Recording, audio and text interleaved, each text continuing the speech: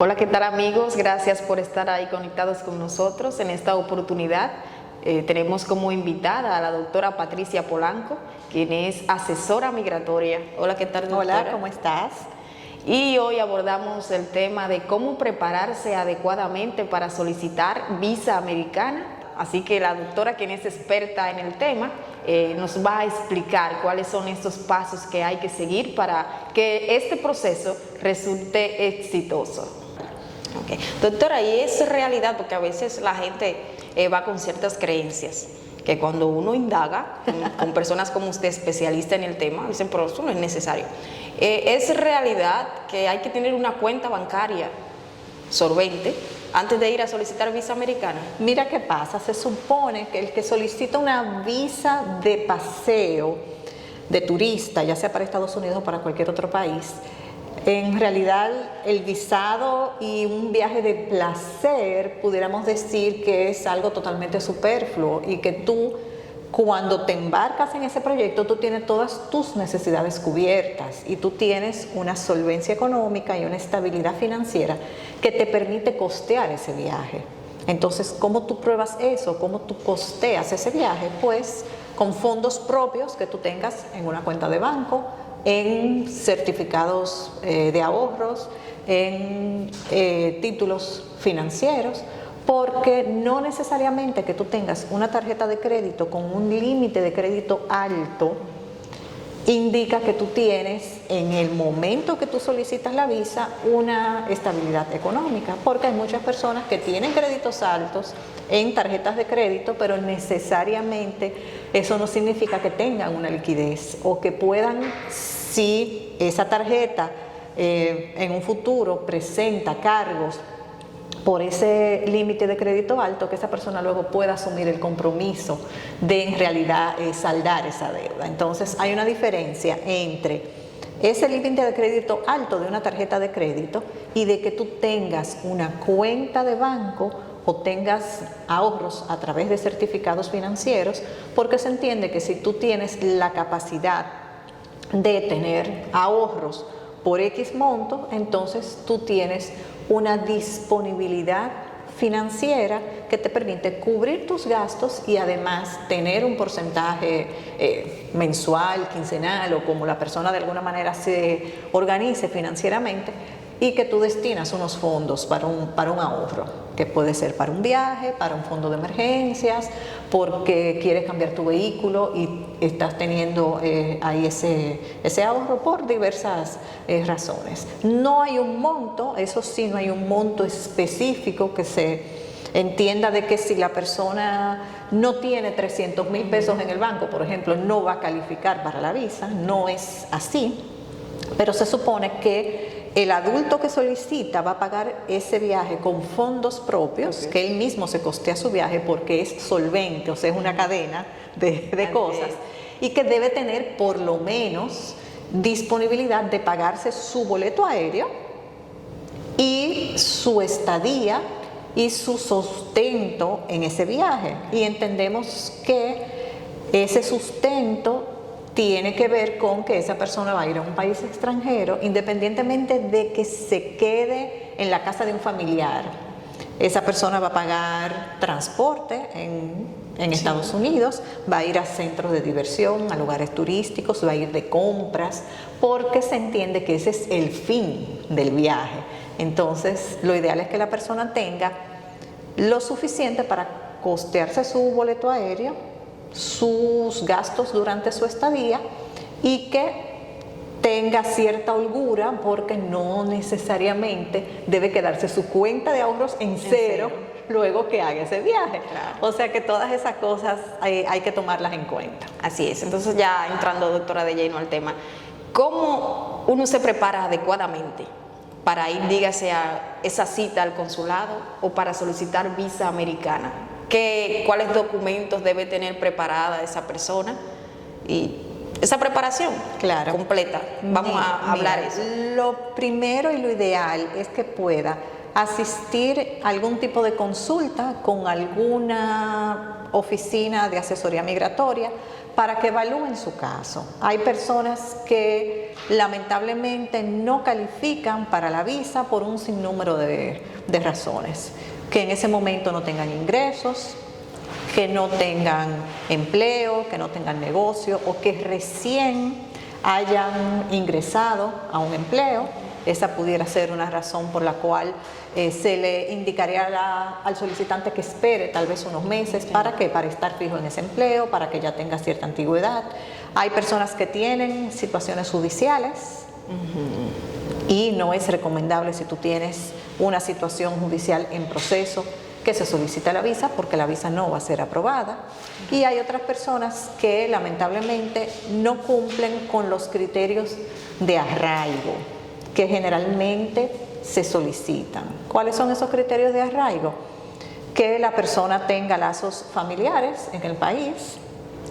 ¿Quién es esa familia? Generalmente la familia nuclear, el esposo o la pareja de esa persona, los hijos, los padres. Entonces todo eso de alguna manera va conformando ese perfil de ese solicitante. Que tenga lazos profesionales. Eso indica que la persona pues de alguna manera tiene ya una trayectoria de trabajo. No necesariamente cuando se habla de lazos profesionales implica que la persona tenga un título universitario, sino que tenga ya un desarrollo de trabajo o de una profesión, aunque no tenga un título universitario, en determinada área, por ejemplo. La otra parte también importante es la estabilidad económica y financiera, que va vinculada al tema de los ingresos y a la situación laboral de la persona. Entonces, todas esas situaciones son tomadas en cuenta cuando se hace una evaluación de alguien y se entiende que puede o no hacer la solicitud. Bien, aquí tenemos una pregunta de las personas que están conectadas, doctora. Ella dice lo siguiente: me negaron la visa americana mientras estaba estudiando en España. Ahora estoy de vuelta en República Dominicana. ¿Puedo volver a solicitar la visa?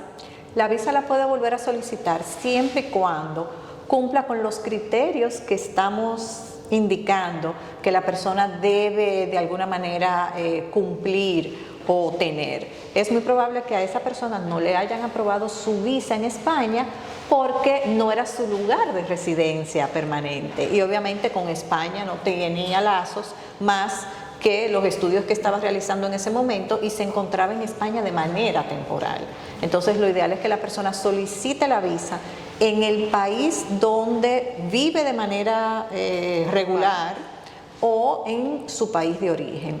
Lo ideal es que ella la podamos evaluar para ver si ahora mismo, independientemente de que ya está en su país de origen, entonces ya tiene los otros requisitos de arraigo, de estabilidad económica, ver en qué fecha le negaron esa solicitud. Asumimos que fue ya por lo menos hace 2 años, antes de la pandemia. Entonces lo ideal es que ahora que todavía el Consulado de Estados Unidos no está haciendo entrevistas para las solicitudes regulares de visa de no inmigrante, que ella pueda hacer la evaluación, indicarle si cumple con todos los requisitos, qué cosas pudiera mejorar o en cuáles aspectos tiene que trabajar para reforzarlos y que entonces posteriormente haga la solicitud de la visa. Bien, doctora, y cuando la persona va al consulado a una cita, ¿cuáles son esas preguntas principales que se les hace allá a la persona? Generalmente, para que tengan una idea, el Consulado de Estados Unidos hace una entrevista basada en las informaciones que se ponen o que se indican en el formulario de la solicitud, que es el formulario de S-160. Generalmente, el oficial consular empieza la pregunta indicando cuál es el motivo del viaje, a dónde va a viajar, refiriéndose a qué ciudad va a viajar, si tiene familia en Estados Unidos o a quién va a visitar y a qué la persona se dedica. Si la persona es casada, pues le pueden preguntar si la pareja tiene o no tiene visa, si está solicitando sin la pareja, que por qué no está solicitando su pareja en ese momento, y que si tiene hijos. Básicamente son esas 4 o 5 preguntas que de alguna u otra manera tienen que ver con lo que hablamos anteriormente del arraigo y de ese lazo familiar. Por eso preguntan por la pareja, si es casado, preguntan por los hijos, a qué se dedica la persona, para de alguna manera determinar, aunque sea en un corto tiempo, en el momento de la entrevista, si coincide esa información con lo que se puso en el DS-160 y a qué se dedica la persona, para entonces establecer si tiene un arraigo a nivel laboral aquí en el país, y el tema también familiar de la familia que vive aquí en República Dominicana y la familia que vive en Estados Unidos, porque en muchas ocasiones las visas son negadas si la persona, la gran parte de la familia vive en Estados Unidos, porque se entiende que tiene más lazos familiares en Estados Unidos que aquí en República Dominicana, y que es un candidato posible a que si le otorgan esa visa, entonces se quede en Estados Unidos, porque por supuesto tiene un lazo familiar más fuerte en territorio americano que lo que tiene aquí en el país. Y ahí entra la parte que usted decía anteriormente, doctora, de verificar bien la información que se va a colocar en el formulario para no poner información que no corresponda con la realidad. A diferencia de otros países, el consulado de Estados Unidos generalmente no pide documentación que avala lo que se pone en el formulario. Ellos le dan a su formulario una validez de declaración jurada, aunque no es una declaración jurada, y ese formulario tiene un descargo al final escrito que hace el solicitante para la persona que le asiste con su solicitud. O sea que todo lo que se dice en esa entrevista y se pone en el formulario, el consulado entiende que es responsabilidad única y exclusivamente del solicitante. Entonces, por eso la importancia de que cuando busquen una asistencia, cuando busquen un apoyo para el proceso, tengan en consideración, tomen en cuenta que la oficina o el profesional que le maneja su solicitud sea alguien que lo haga de acuerdo a las regulaciones establecidas, de una manera responsable, con un manejo ético del proceso, porque en muchos casos se pone información, como dijimos anteriormente, que no corresponde con la realidad del solicitante, pero que mejora, entre comillas, su realidad, y entonces la visa es negada, y en ocasiones el solicitante entonces es catalogado como que presentó evidencia material falsa. Y el que presenta evidencia material falsa, entonces se descalifica de por vida para poder obtener una visa de paseo.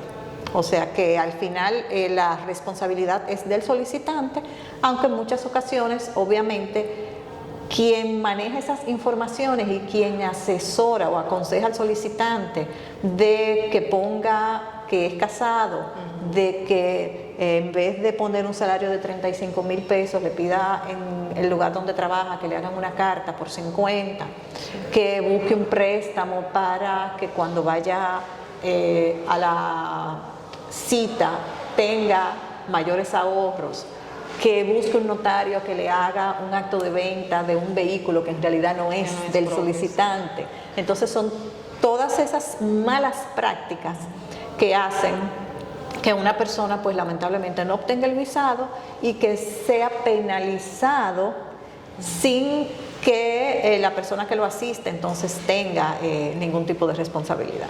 Por eso hay que verificar bien a quién se va a buscar para que le dé asesoría en este tipo de casos y buscar acercarse a la persona correcta, ¿verdad, doctor?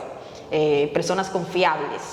Y a propósito, hay una pregunta, doctora, de los lectores que están conectados, los amigos que están conectados, que ¿cuál es el costo donde ronda una asesoría migratoria? Ok, la visa para Estados Unidos tiene un costo de $160, que con la tasa de cambio que utiliza el consulado es de 9,600 pesos, para que más o menos tengan una idea. Las asesorías son muy distintas, muy variadas. Hay, por ejemplo, personas en centros de internet que llenan el formulario y por ese llenado de ese formulario cobran tal vez 2.500, 3.000 pesos, pero eso no es una asesoría. Llenan el formulario, te dan la confirmación de que se llenó el formulario, pero no te entregan el formulario con todas las preguntas y respuestas, y entonces cuando la persona va a la entrevista, pues no sabe qué se puso de su caso, de su solicitud. En esa entrevista el cónsul hace preguntas sobre eso, pero la persona no sabe que está se aérea puso con lo que hay ahí. tal o cual información. Entonces, la verdad que es delicado. Y hay otras oficinas, por ejemplo, que cobran ya 200, 300, 400, 500 dólares, o sea que todo va a depender mucho. En el interior del país es un servicio que es muy cotizado. Si la persona hace la solicitud para un familiar buscando apoyo de una oficina en Estados Unidos, entonces esos costos a veces varían. Y hay otra cosa también importante que se tiene que decir, es que también hay una diferencia entre las oficinas que están formalizadas, que están debidamente constituidas, que son por ejemplo SRL o EIRL, que pagan impuestos, porque estos servicios como servicios jurídicos o judiciales cargan ITEVIS, para que más o menos tengan una idea de a veces por dónde puede ir esa diferencia de costos para el gestor del servicio. Pero como te digo, hay personas en centros de internet, en cualquier sitio, hasta en plazas comerciales, que se sientan con una laptop, llenan el formulario, el solicitante no tiene mucha información, no sabe si esa asistencia o ese supuesto asesor de alguna u otra forma de verdad conoce los criterios, de verdad está haciendo o manejando su solicitud de una forma responsable, sino que la recomendó a esa persona, una tía, una prima, una vecina, porque solicitó la visa y se la otorgaron, pero tal vez solicitó la visa y se la otorgaron y eso fue que la pegó con una chepa, como dicen. Como dicen, esa fue que la pegó, un palo a ciegas. Entonces es importante que tengan ese criterio y que de alguna u otra forma puedan pues ver, qué sé yo, el perfil de la persona con la cual se van a asesorar, la trayectoria, que tengan una recomendación, por supuesto, de alguien que ya haya utilizado los servicios, porque es muy importante. En la oficina recibimos casos con negación de visados que en muchos casos lamentablemente no se puede hacer nada, precisamente porque han ido a oficinas donde le hacen un acto de venta de una propiedad que no existe o que no es de la persona, una declaración jurada de unión libre con alguien que hemos tenido casos que, aunque a uno les resulte irrisorio, pero la verdad que es delicado, de personas que se conocen en la sala de espera de esa oficina y le hacen un acto de venta para que vayan las dos personas como pareja a solicitar visa, cuando no se conocen para nada y mucho menos tienen una relación real. Entonces es bastante delicado. En el caso de Estados Unidos, decíamos anteriormente, generalmente no pide documentación para corroborar lo que dice el formulario. Siempre a nuestros clientes les indicamos, por supuesto, que lleven toda la documentación, como su carta de trabajo, carta de banco, si están casados, acta de matrimonio, si tienen hijos, acta de nacimiento de esos hijos, propiedades, copia de esos títulos, de matrícula de vehículo, y que lo tengan ahí en la ventanilla disponibles por si el oficial consular quiere ver esa información.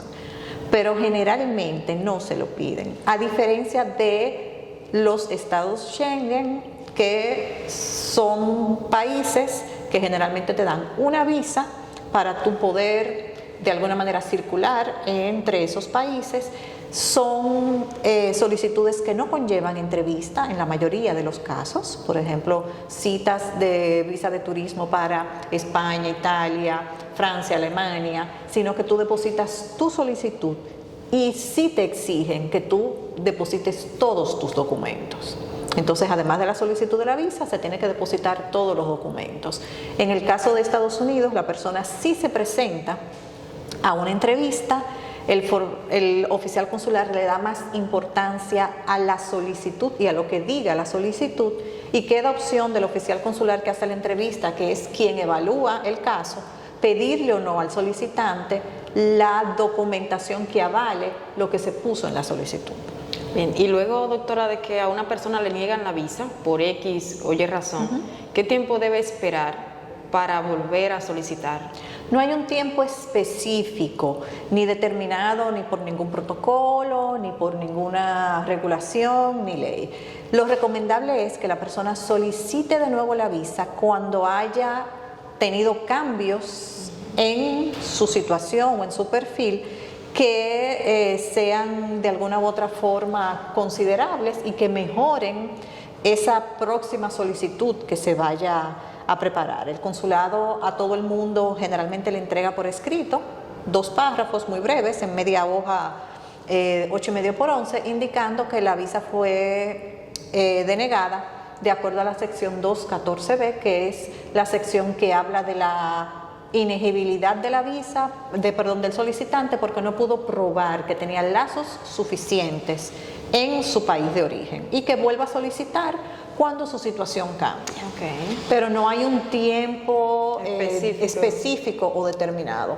Nosotros hemos tenido casos de solicitantes con muy buen perfil que califican para su visa, que han ido a su entrevista, la rechazan sin que el cónsul dé mayores detalles, sino se acoge a ese párrafo de la ley, al 214b, y nosotros le hemos preparado otra solicitud. Van la semana siguiente, se entrevistan con otro oficial consular y le aprueban su visado, presentando la misma solicitud, la misma información y los mismos documentos. Porque aunque hay unos criterios establecidos y unos requisitos, el oficial consular que evalúa al solicitante en la entrevista, esos criterios los aplica de manera muy subjetiva y de acuerdo a cómo él interprete la situación del caso. Entonces, de repente, para un oficial consular, una pareja que esté casada, que tenga entre los dos unos ingresos promedios, vamos a decir, no sé, de 85,000 pesos, 100,000 pesos mensuales, y que tenga 2 hijos o 3 hijos, puede un oficial consular entender que aunque tienen ese lazo familiar importante de esos 3 hijos, sus ingresos no son suficientes para que ellos aquí estén bien establecidos y que no les resulte atractivo quedarse a los 2 o a uno de los 2 en Estados Unidos trabajando para enviarle dinero a la familia. Pero ese mismo perfil, otro oficial consular lo puede evaluar y puede entender que ese es un ingreso promedio para una familia de clase media en República Dominicana y que esa pareja no va a dejar sus 3 hijos aquí con una abuela, con una tía, para irse a aventurar a Estados Unidos a ver qué consigue con esa visa de paseo. Y es el mismo perfil, pero 2 oficiales consulares, de alguna u otra manera, de acuerdo a su discrecionalidad y al criterio con el que evaluaron el caso, pues toman decisiones diferentes. Así es. Pues yo creo que los 2 puntos primordiales aquí, doctora, sería hablar la verdad. Claro que sí. Poner siempre la verdad en el formulario. Claro que sí. Y buscar una asesoría que sea garantizada. Alguien que ya esté establecido y no ponerse a aventurar porque hay daños que son irreversibles. Claro que sí. Y si esa verdad o esa realidad no es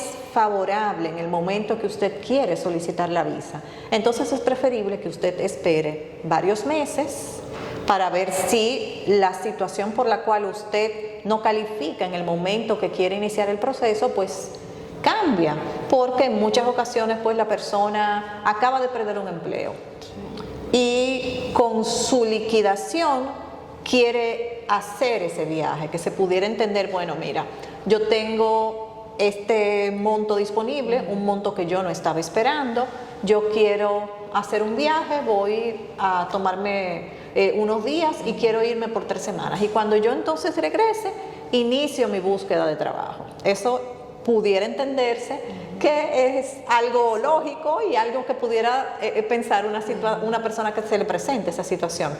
Pero si va a buscar la visa sin tener un trabajo, o un negocio propio y garantías de que tiene un ingreso estable, entonces no va a calificar, aunque tenga en el banco los fondos para pagarse el viaje. Entonces, todas esas son cosas que influyen.